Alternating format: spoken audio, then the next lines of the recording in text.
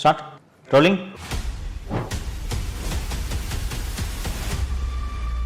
மு.க. ஸ்டாலின் என்ற குடும்பத்தினர் கொள்ளையடிப்பதற்காக தவிர வேறு எதற்காக இந்த திமுக என்ற இயக்கம் இன்று செயல்படுகிறது? நன்றாக யோசித்து பாருங்கள். வேறு எந்த கட்சியிலாவது இத்தனை அதிகார மையங்கள் இருக்கிறதா? தனது பேரனான இன்பநிதியை, உதயநிதியை எப்படி ரெட் ஜெயண்ட் மூலமாக கொண்டு வந்தார்களோ அதே போல திராவிட முன்னேற்ற கழகத்தின் தலைமை பொறுப்பேற்பதற்கு அவரை தயார்படுத்தி கொண்டிருக்கிறார்கள் என்பதை ஊரே அறியும். அப்போ இந்த திமுக என்ற கட்சி யாருக்காக நடக்குது? ஒரு குடும்பத்துக்காக தானே. இதுதான் ஜனநாயகமா? மன்னராட்சியாக நடக்குது. அப்பாவுக்கு பிறகு அவங்க பையன், அதுக்கு பிறகு அவங்க பையன் என்று.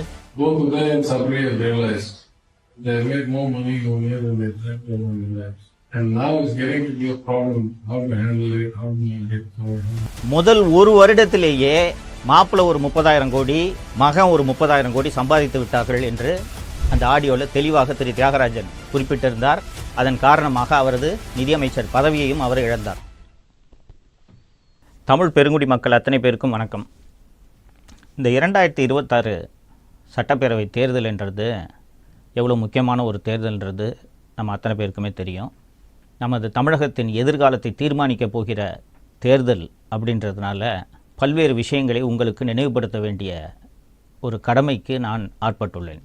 மக்களே, வழக்கமான தேர்தல் போல இந்த தேர்தலை எடுத்துக்கொள்ளாதீர்கள். தமிழகத்தை அடிமை தலையிலிருந்து, ஒரு குடும்பத்தின் ஆதிக்கத்திலிருந்து காப்பாற்ற வேண்டிய நெருக்கடியில் நடக்கக்கூடிய தேர்தல் தான் இந்த 2026 தேர்தல் என்பதை நீங்கள் மறந்துவிடக்கூடாது. மக்களே, திமுக ஆட்சி 2021 நடந்துக்கிட்டு இருக்கிறது பற்றி நீங்கள் தொடர்ந்து எல்லாருமே பார்த்துக்கிட்டு இருக்கீங்க, அனுபவிச்சுக்கிட்டு இருக்கீங்க. ஆனால் மீண்டும் இந்த ஆட்சி தொடர வேண்டுமா வேண்டாமா என்பதற்கான தேர்தல் தான் 2026 சட்டப்பேரவை தேர்தல்.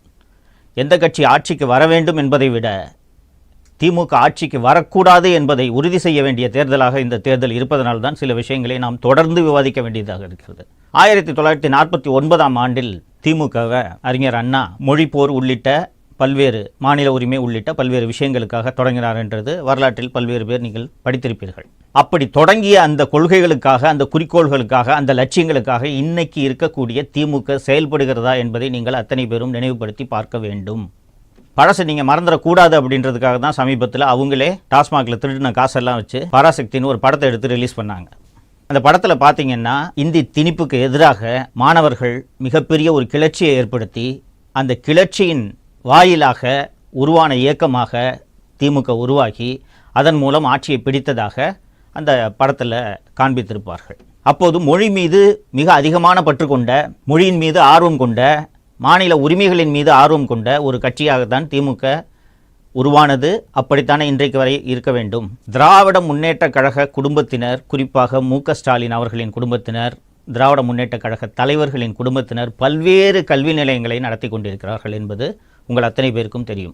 அந்த கல்வி நிலையங்களில் ஏதாவது ஒரு கல்வி நிலையத்தில் தமிழ் வழி கல்வி செயல்படுத்தப்பட்டு வருகிறதா, பின்பற்றப்பட்டு வருகிறதா என்பதை நீங்கள் கவனித்து பார்த்தீர்கள் என்றால் அந்த மொழியை வைத்து அரசியல் செய்து எப்படி ஆட்சியை பிடித்தார்கள் என்று உங்களுக்கு நன்றாக தெரியும். தோழர்களே, அறிஞர் அண்ணா எந்த லட்சியங்களுக்காக தொடங்கினாரோ அந்த லட்சியங்கள் எல்லாம் நீர்த்து போய் இன்றைக்கு இருக்கக்கூடிய திராவிட முன்னேற்ற கழகம் ஒரே ஒரு குடும்பத்திற்காக மட்டும்தான் இயங்குகிறது என்பதை நீங்கள் இந்த 5 ஆண்டுகளில் பார்த்திருப்பீர்கள். இந்த ஆட்சி தொடங்கிய 1-2 ஆண்டுகளில் இந்த ஆட்சியில் நிதியமைச்சராக இருந்த திரு PTR தியாகராஜன் அவர்கள் பேசிய ஒரு 2 ஆடியோ வெளியானது நீங்கள் எல்லாருக்கும் நினைவிருக்கும்னு நினைக்கிறேன்.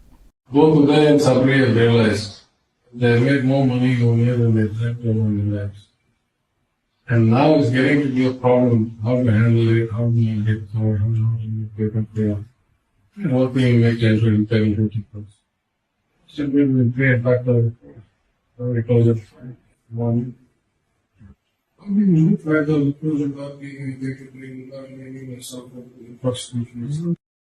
முதல் ஒரு வருடத்திலேயே மாப்பிள்ளை ஒரு 30,000 கோடி, மகன் ஒரு 30,000 கோடி சம்பாதித்து விட்டார்கள் என்று அந்த ஆடியோவில் தெளிவாக திரு தியாகராஜன் குறிப்பிட்டிருந்தார். அதன் காரணமாக அவரது நிதியமைச்சர் பதவியையும் அவர் இழந்தார். தோழர்களே, முதல் வருடத்திலேயே ஒரே வருடத்தில் 60,000 கோடி சம்பாதிச்சிருக்காங்கன்னா இந்த 5 ஆண்டுகளில் இவர்கள் எவ்வளவு கொள்ளையடித்திருப்பார்கள் என்பதை நீங்கள் நினைத்து பார்க்க வேண்டும், ஊகித்து கொள்ள வேண்டும். இன்றைக்கி திராவிட முன்னேற்ற கழகம்ன்ற இந்த கட்சி எதற்காக செயல்படுகிறது என்பதை நீங்கள் சற்றே யோசித்து பார்க்க வேண்டும், அலசி பார்க்க வேண்டும். மு.க. ஸ்டாலின் என்ற குடும்பத்தினர் கொள்ளையடிப்பதற்காக தவிர வேறு எதற்காக இந்த திமுக என்ற இயக்கம் இன்று செயல்படுகிறது? நன்றாக யோசித்து பாருங்கள். வேறு எந்த கட்சியிலாவது இத்தனை அதிகார மையங்கள் இருக்கிறதா? ஸ்டாலின், அவரது மனைவி திருமதி துர்கா ஸ்டாலின், அவரது தம்பி ராஜமூர்த்தி, ஸ்டாலினின் மகள் செந்தாமரை, மருமகன் சபரீசன், மகன் உதயநிதி, அவரது மனைவி திருமதி கிருத்திகா, இவர்களின் நண்பர்கள் என்று எத்தனை அதிகார மட்டங்கள் இந்த அரசில் இந்த 5 ஆண்டுகளாக செயல்பட்டு கொண்டிருக்கின்றன.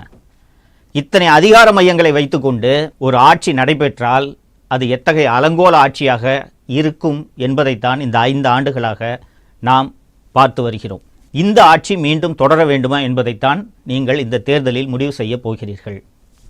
தோழர்களே, எல்லா ஆட்சிகளிலும் குறைகளும் இருக்கும், நிறைகளும் இருக்கும். திமுக ஆட்சியில் வெறும் ஏதோ குறைகளே மட்டும்தான் இருக்கிறது, நிறைகளே இல்லையா என்ற கேள்வி எழும். இவர்கள் அளித்த வாக்குறுதியில் எத்தனை சதவீதத்தை நிறைவேற்றி இருக்கிறார்கள்? நன்றாக யோசித்து பாருங்கள். முதல்ல வந்தவுடனே நீட்டுக்கு விலக்களிக்கிறோம், நாங்க ரேஷன் கார்டு வைத்திருக்கக்கூடிய அத்தனை பேருக்கும் மாதந்தோறும் 1000 ரூபாய் என்றார்கள். இது போல எண்ணற்ற வாக்குறுதிகளை, போக்குவரத்து தொழிலாளிகளோட நிலுவைத் தொகை வழங்குறது, அரசு ஊழியர்களுக்கு பழைய ஓய்வூதிய திட்டம் வழங்குறது என்று வாக்குறுதிகளை அடுக்கிக் கொண்டே போகலாம். இவர்கள் அளித்த வாக்குறுதியை, இவர்கள் அளித்த தேர்தல் வாக்குறுதிகளில் முழுமையாக நிறைவேற்றி இருக்கிறார்களா? இப்போது எந்த தைரியத்தில் மீண்டும் ஒரு தேர்தல் வாக்குறுதி அளிப்பதற்கான ஒரு குழுவை நியமித்திருக்கிறார்கள் என்பது உள்ளபடியே புரியவில்லை. எதிர்க்கட்சி தலைவர் திரு எடப்பாடி பழனிசாமி அவர்கள் பல்வேறு மேடைகளில் அடிக்கடி குறிப்பிடுவார். நீங்கள் இதை பார்த்திருப்பீர்கள்.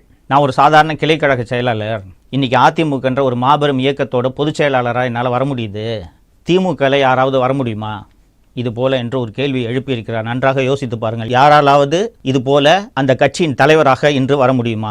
உதயநிதிக்கு என்ன வயசாகுதுங்க? லாயலா காலேஜ் முடிச்சுட்டு ஒரு பிஸ்னஸை ஸ்டார்ட் பண்ணுறாரு. 2007 ரெட் ஜெயண்ட் என்ற ஒரு திரைப்பட நிறுவனத்தை தொடங்குறாரு. இதை தாண்டி இந்த சமூகத்துக்கு உதயநிதி அவர்களின் பங்களிப்பு என்ன? எடுத்த உடனே 2021 எம்எல்ஏ ஆக்குறாங்க. கொஞ்ச நாளில் அமைச்சரானோடனே மூத்த அமைச்சர்களுக்கெல்லாம் மேலே கேபினெட்டில் அவரோட ரேங்க்கு. அதுவும் போதாதென்று துணை முதலமைச்சர், தங்கை மக்களவை எம்பி மட்டுமல்லாமல் மக்களவை திமுக கட்சியின் தலைவர், மருமகன் ஒரு மிகப்பெரிய அதிகார மையம், மனைவி, மகன், மகள் என்று அத்தனை பேரும் அதிகார மையம். இதெல்லாம் போதாதென்று தனது பேரனான இன்பநிதியை, உதயநிதியை எப்படி ரெட் ஜெயண்ட் மூலமாக கொண்டு வந்தார்களோ அதே போல திராவிட முன்னேற்ற கழகத்தின் தலைமை பொறுப்பேற்பதற்கு அவரை தயார்படுத்தி கொண்டிருக்கிறார்கள் என்பதை ஊரே அறியும். அப்போ இந்த திமுக என்ற கட்சி யாருக்காக நடக்குது? ஒரு குடும்பத்துக்காக தானே. அந்த குடும்பம் மீண்டும் மீண்டும் கொள்ளையடிப்பதை, அந்த கொள்ளையடிப்பதை நாம சொல்லல, அவங்க கட்சியோட அமைச்சரே தெளிவாக பேசியிருக்கிறார் என்பதை நாம் பார்த்திருக்கிறோம். ஸோ திமுக என்ற அந்த குடும்பம், மு.க. ஸ்டாலினின் குடும்பம், ஒரு குடும்பம் மீண்டும் தமிழகத்தை கொள்ளையடிப்பதற்காக இந்த தேர்தலில் திமுகவுக்கு வாக்களிக்க வேண்டுமா என்பதை நீங்கள் அத்தனை பேரும் நன்றாக சிந்தித்து பார்க்க வேண்டும். இதுதான் ஜனநாயகமா? மன்னராட்சியாக நடக்குது. அப்பாவுக்கு பிறகு அவங்க பையன், அதுக்கு பிறகு அவங்க பையன் என்று. இப்போது மீண்டும் திராவிட முன்னேற்ற கழக ஆட்சி அமைந்தால் வேறு யாராவது ஒரு மூத்த தலைவர் முதல்வர் பொறுப்பை ஏற்க முடியுமா? அல்லது திமுக தலைவர் பொறுப்பை ஏற்க முடியுமா? யோசித்து பாருங்கள். அப்போ திருப்பி இந்த குடும்பம் தானே கொள்ளையடிக்க போகுது. அப்படி இந்த குடும்பம் கொள்ளையடிக்கிறதுக்காக நீங்கள் மீண்டும் உதயசூரியனுக்கு வாக்களிக்க வேண்டுமா என்பதை நன்றாக யோசித்து பாருங்கள். நீங்கள் அளிக்கக்கூடிய வாக்கு திமுக மற்றும் திமுக கூட்டணி கட்சிகளை வீழ்த்துவதாக இருக்க வேண்டும். மாறாக ஒரு மாற்று சக்திக்கு வாக்களிக்கலாம் என்று நினைத்து வாக்களித்தால் மீண்டும் திமுக ஆட்சி தப்பித்தவறி கூட வந்துவிடக்கூடாது என்பதை நீங்கள் மனதில் வைத்து தேர்தல் நாளன்று முடிவெடுக்க வேண்டும் என்பதை அன்போடு கேட்டுக்கொள்கிறேன். இது நாம மட்டும் இல்லை, நமது சந்ததியினரின் எதிர்காலம் பற்றிய ஒரு தேர்தல். நாளைக்கு நாம் மட்டும் இல்லாமல் நம்ம குழந்தைங்களும் நல்லா இருக்கணும்னு நீங்கள் நினச்சிங்கன்னா சரியான முடிவை இந்த தேர்தலில் நீங்கள் எடுப்பீர்கள் என்ற நம்பிக்கை எனக்கு இருக்கிறது. ஏன்னா திமுக அவரோட சந்ததியை உயர்த்துறதுக்காக அவர்கள் இந்த தேர்தலில் போட்டியிடுகிறார்கள். நாம் நமது சந்ததியை மனதில் வைத்து இந்த தேர்தலில் நல்ல முடிவை எடுக்க வேண்டும். தொடர்ந்து பேசுவோம். நன்றி. தமிழகத்தை காப்போம்.